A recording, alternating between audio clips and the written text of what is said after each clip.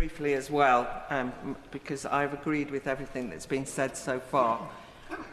It is very important to acknowledge that a violence against women and girls strategy and policy can only mean something if, in practice, it results in taking that issue seriously. And it seems to me, if this amendment is not accepted, and I would expect across the House that everybody would agree that this exception is proportionate and correct. If this amendment is not accepted, then I'm afraid it does make you query whether a violence against women and girls policy is anything other than a piece of paper that doesn't mean very much, and certainly will be viewed by women and girls with some scepticism. I also just wanted to draw attention to the fact that sexual offences and domestic abuse are escalating issues.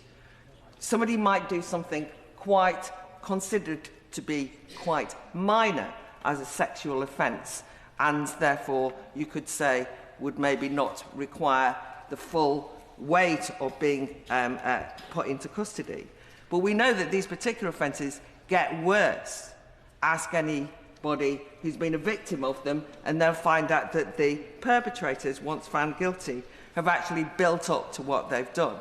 And so I think that we have to have custody as a mechanism for dealing with even the less serious examples of sexual offences and domestic abuse.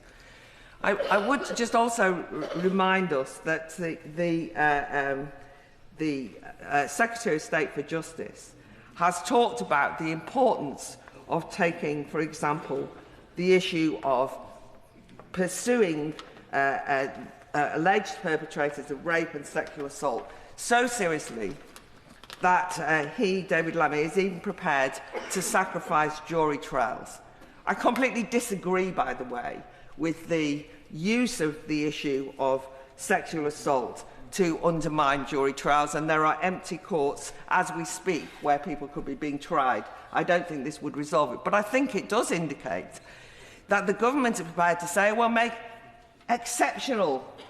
we will make exceptions when it comes to such cases with victims of women and girls of such heinous crimes. And I think, therefore, and I would really appeal to the Minister to accept this amendment as being perfectly sensible, that will get cheers from around the country, because it is absolutely right that we take this particular form of crime very seriously and act on it rather than just using the words and the rhetoric.